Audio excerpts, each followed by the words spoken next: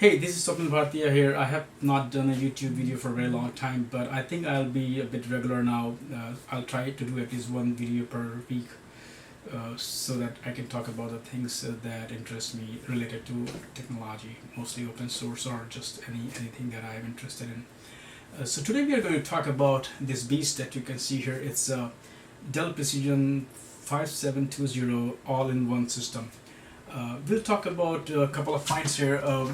The first thing is we'll talk about the hardware itself, the specs, and how it performs. The second thing will be what is the target audience for this system. The third will be comparison with an all-in-one with a regular desktop PC or laptop. And then the fourth will be what kind of things I would be doing on this system if I were supposed to be using it. And then some other core things around this particular hardware. So as far as specs are concerned, I'm not going to get into too many specs because first of all you can go and see on Dell website. The link will be below where you can see all the specs, because you can, as usual, Dell kind of popularized the idea of customizing your hardware, so you can customize it and get whatever you want. So there's no one set or one size fit all solution. You can have your own processor, whatever you want. You can have an amount of RAM you want. You can have the kind of hard drive you want, of course operating system and all the other things. So but this system comes with if I'm not wrong, it comes with a Xeon 1275 version 6, which is a quad core computer with 8 threads. It comes with 64 gig of RAM, and it has one 512 SSD, which is PCI Express slot, so it's faster than the SATA or eSATA SSD. I'm sorry about that. And then it has two hard drives of 1 terabyte each. So you have 512 GB SSD for your operating system and applications, and then you have 2 terabytes for storage. This is a 27-inch 4K monitor. All of my machines, from iPad Pro to my MacBook Pro to my 4K TV, they're all high DPI. I cannot deal with anything lower than that. So this is a high DPI system here, and one thing is that it's got glossy screen. We'll talk about that also, but later on. First, let's talk about the overall experience of the machine. At the back of the system, you see there's a stand which is really heavy, and then there are certain ports, HDMI port, a USB 3 port, and there's this sort of power, and then it has one SD card slot on that side and 3.5 millimeter for your speakers, and this side it has the power switch and one USB 3.0 slot, so you can easily use any USB devices here. You don't have to go all the way back. I have only one criticism, is that compared to iMac, where all the ports are very accessible, here as you see they are right behind the stand, so it's really hard to access those ports. Of course you will not be plugging in and unplugging devices all the time. Once you plug it in, you're done with it, but it's a bit uncomfortable. I would have preferred it was more accessible. That said, if you are using a USB drive or SD card frequently, you don't have to worry, because you can very easily plug it in here and here. So that is quite accessible. So this device comes with a keyboard. Okay, as much as I like this keyboard, I don't like it. First of all, you're not buying this system for the keyboard, though this is I have a lot of keyboards. I'm a big, when it comes to keyboards, I'm quite particular, because that's where I write my stories. So this one is the same quality that I get with my let me find it, with my Apple keyboard. There, it's the same quality, the same finish, same metal finish, and it feels very, very, very nice keyboard. The only problem with this keyboard is this shift key. As you can see, it's very, very tiny. So I'm so used to it that I keep hitting the U key. I think it's German keyboard. I keep hitting this U key, so that's the problem. It's not fitting very well in my workflow. They have the full hair shift, but not this side, and this is the key that I use the most. That is one problem. Second problem is this numeric keyboard section, because usually when I'm working, I want quick access to my mouse, and this means extra, I'm further away from the mouse. That is why I use this keyboard, and then I use Apple's, sorry, which way is that? Magic, whatever they call it, Magic Mouse, and this. So this combo fits well. So I'm working, I can very easily, move my finger between the mouse and keyboard. So this is it's a great keyboard, but these are two problems here. And second is, it comes with this mouse. I think this is the same mouse that Microsoft came up with, the Arc mouse. I'm not a mouse person. I use I'm so used to the trackpad and touchpad, and Apple has spoiled me, but they make the best trackpads there. So I'm a trackpad person, and then I also had the problem of those carpal tunnel or something, like whatever you call it. So this is not, I mean, it's a good mouse, but it's not for me because I'm not a mouse person either. This thing is heavy, and I think it's meant to be heavy because this whole system has bundled up all that you see on my desktop. So you have GPU, you have power supply, you have motherboard, you have RAM, you have 3 storage devices, and then you have a display, and then a chassis. And now, to make it very, very sturdy so that it doesn't keep flipping and falling, it has to be heavy. So this is heavy, but it is meant to be heavy. This is a desktop PC. You're not carrying it around in the kitchen so that you can see a recipe. You're not bringing it to your living room so you can watch a movie with your friends when you're having dinner. I don't know who does that. Or you're not bringing it to your bathroom so you can read something while you're relaxing or whatever.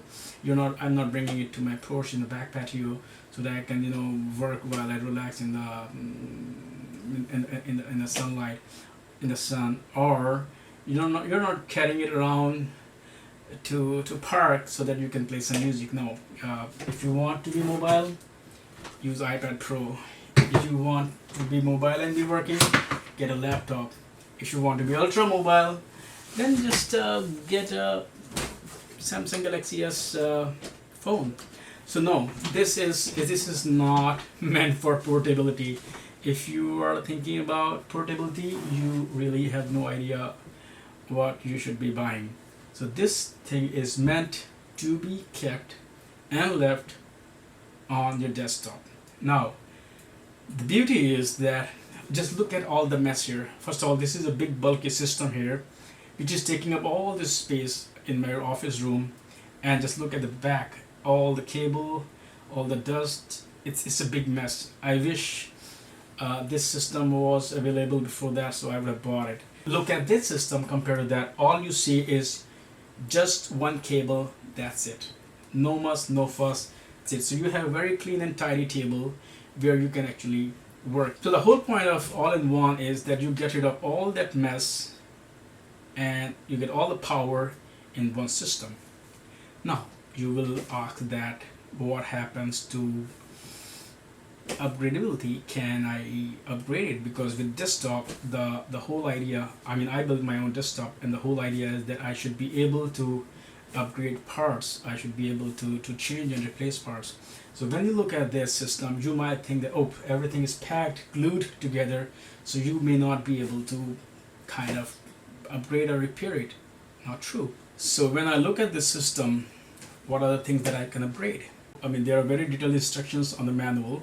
So you can upgrade RAM, you can change the processor if you want, you can replace the wireless chip, you can replace the power supply. I mean, almost every component except for, if I'm not wrong, motherboard and monitor, you can do everything yourself. So from upgradability point of view, it's actually better than my MacBook because I cannot upgrade anything on MacBook. I cannot upgrade anything on my iPad Pro or my Samsung Galaxy S or whatever.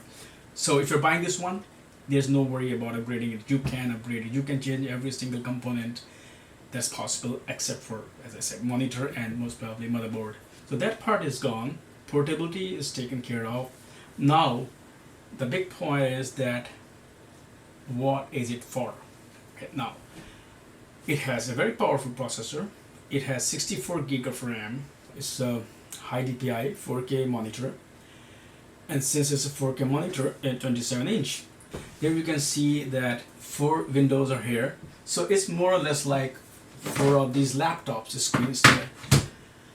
So if you're like someone who is very used to using multiple monitors, you can just use one monitor, and I can be doing research on this window, and I can be writing stories on this second window. I can keep an eye on the software management and everything. So you can have 4 windows to work on simultaneously without having the mess of a second monitor. That's one. Second is that if you are somebody who is into multimedia production, this is an awesome machine for it, because you can have timeline, very thick timeline up here. You can have a preview window here. You can have an edit window here where you can edit the videos. So this is a perfect machine for that. And of course, if you're a graphic designer, this is a perfect machine for that. Why? The combination is very powerful processor, enough RAM, 64 GB should be enough, and a big, very crystal clear monitor. I actually compared it with my other system that I use, and which is like just a little bit lower than this one. It's the I think 6th generation Intel CPU from last year, and 32 gig of RAM. And when I edit my 4K, actually 360 video that I shot from this camera here, it took me roughly, I think, 5 or 6 minutes to edit it. When I do the same job on my MacBook, it takes at least 45 minutes, because that MacBook is from 2013, so it's like almost 4 or 5 years old. And this one is almost on par of my other system, where I get it's like 25% faster. So if I get the same work done in like 6 minutes, it will do it in 3 minutes, or that's 50%. But it depends on the workflow, because if you have done a lot of layering and a lot of effects, it will render a lot. So, but this machine is perfect. It's ideal, because if I'm working on a very long clip on this system, it will save me a lot of time to render it, and then I can process it and upload it wherever I want. But this is just one job. If you're Linus Torvalds and you are compiling your kernel or any other software developer, this is an ideal machine for you, because you get all the raw power that you need for your work. You will get it there. If you're an engineer who is doing whatever, working on Teslas or drones or whatever, this is an ideal machine for you. In general, I think that if you're someone who need a lot of raw horsepower for your system, this is an ideal machine for you, because there is no compromise whatsoever. There's only one tiny problem, and that problem is that, as great as it is, the weakest link is software. And this machine comes with Ubuntu, and you can also get Red Hat on it. That has a RHEL subscription on it.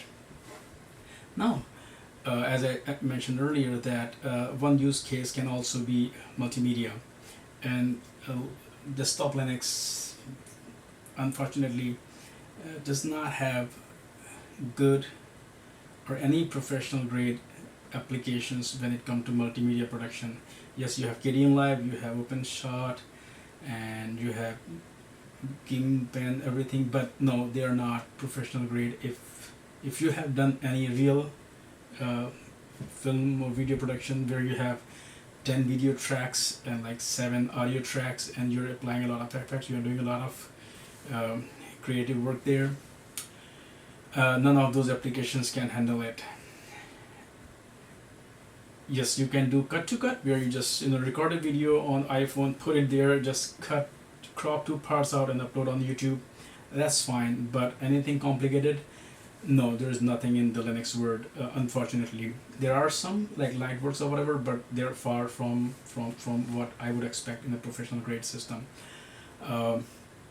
I use Adobe Premiere and Adobe Photoshop and Lightroom on my Mac OS. So if I have to use the system for film and audio editing, I will be running Windows because those applications are not available under Linux. But that does not mean that Linux users cannot use it. Actually, almost every, I mean, I don't have much information, but whatever I know, almost all studios, they use Linux based operating systems for their production. Of course, the receptionist and their whatever teams, marketing teams, maybe using Mac or whatever for their work, but all the other production happens in Linux. That's a fact. Just a few months ago, Pixar open sourced their 3D rendering software, and they gave a demo of Dory film, and they were using RHEL on System 76 to give the demo because they were using Linux for it.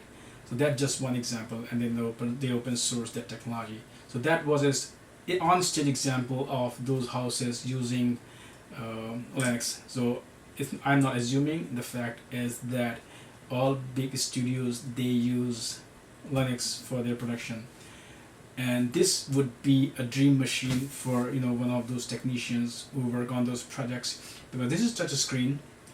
You can use touch on it, and then it also tilts, which I will be showing you soon. So you can put it as a table, and then everybody can stand around it and work on it.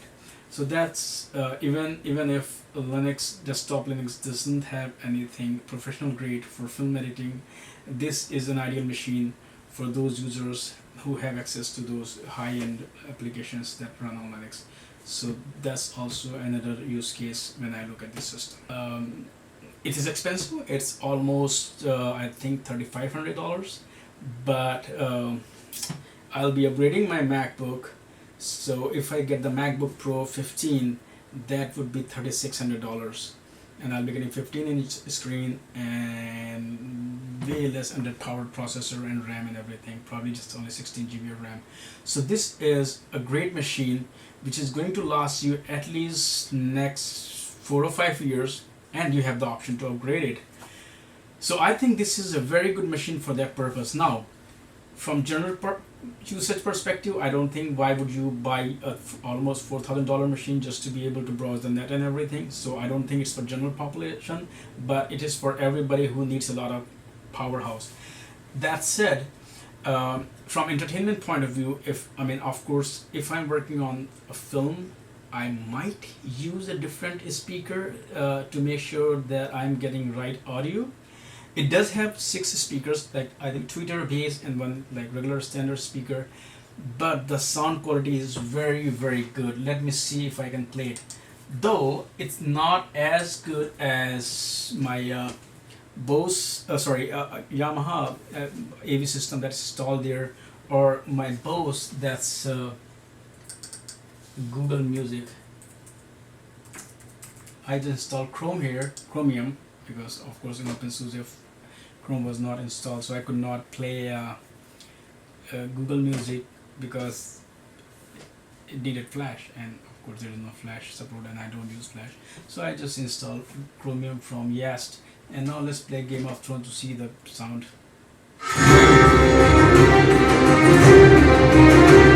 It's KDE, so I hope it won't give me a problem, but let's try the Bose speakers.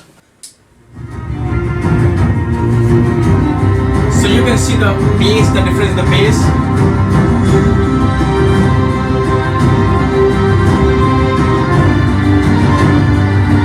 This is Bose, and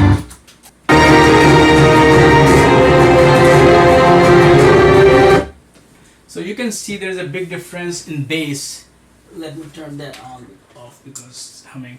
So the sound quality is good, but you can see there's a huge difference in bass and clarity when you compare it with its basic Bose speakers. I won't even go into my Yamaha speakers, but it's decent. It's if you're watching YouTube videos, it's fine. If you're using it to edit your films and just to have the audio track and sing, that's good. I mean, when you're doing more intensive audio work, you might need some extra speakers, or but other than that, these speakers are perfect for that job. There's one problem that a lot of people may talk about, and that is the display. It's a very shiny, glossy screen. since the camera is in a way that you cannot see it very well, but I'll try to darken this. So now you can see all the reflection here because it's a glossy screen. Now this is something debatable. It depends on who you talk to. If you are a graphic designer, you want accurate colors and you want good blacks, and that's something you get with glossy screen. Inexpensive matte screens put a layer, of course they do a totally different chemical treatment, but it does affect the color accuracy and sharpness. You will see that the images are not as sharp as you would expect on a 4K display for that purpose. Yes, there are displays which are semi-gloss and semi-matte finish, but they will be very expensive from what I understand. But that is a trade-off that there has always been. Even the most expensive iMacs, they come with glossy screen. I'll make some compromises. I'll make the room dark, but I will choose this display over any of those displays. So I have no problem with the display. I have summed everything about this system very well. That it's a great replacement of your desktop PC because you get rid of all the mess that is in your room.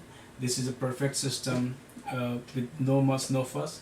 It's very easily repairable and upgradable. You can easily upgrade almost every single part on this system. It's a very powerful machine, which is a great system for anybody who needs raw horsepower. It could be a developer, it could be an engineer, it could be 3D builder, it could be a film editor, it could be a sound guy, or it could be just someone like me who needs a mix of all of that. Like this 64 gig of RAM is good for me when I'm running a lot of virtual machines, so I don't have to worry about compromising. I can just give 8 GB of virtual machine RAM to Ubuntu and then to Arch Linux or Linux Mint, so I can test all those distributions parallel without having to worry about system resources. And since it's like the latest Intel processor and everything, so it's also kind of future proof, very good for 4 or 5 years. And the price point is not that bad as I compared with my MacBook. So for 2500 you get a really decent powerful system, which is great for your use case. It depends on whether you want it. So if I have to buy, I'll be upgrading my desktop very soon, but I'm not going to go with that mess anymore. This is going to be my next system. I wish Dell would just give it to me, but I know they won't. It's an expensive system. But when it's time for me to upgrade my hardware, I'm not going to upgrade my desktop. I'll be buying an all-in-one because I get all of this in one package, that I still have all the benefits of upgradability. I have the benefit of good screen, good display, and no muss and fuss. So this will be my future system. Thanks for watching.